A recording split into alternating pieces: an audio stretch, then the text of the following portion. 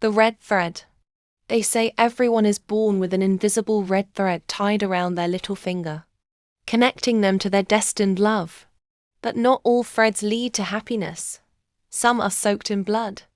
Lan, a university student in Shanghai, was unlucky in love. Every relationship ended in heartbreak. On a dare, she visited an old temple said to house a forgotten love spirit. Locals whispered that the spirit was once a woman betrayed and left to die at her wedding. Now, she offered to tie your thread, but at a cost. Inside the temple, dust covered broken statues and wilted offerings. On the altar, Lan found a single red thread.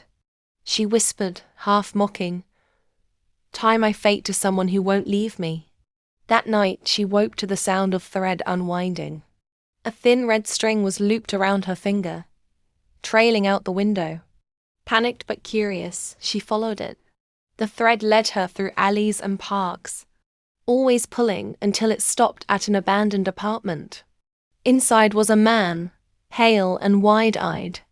Red thread coiled around his neck like a noose. You brought it back," he gasped. Suddenly the air thickened.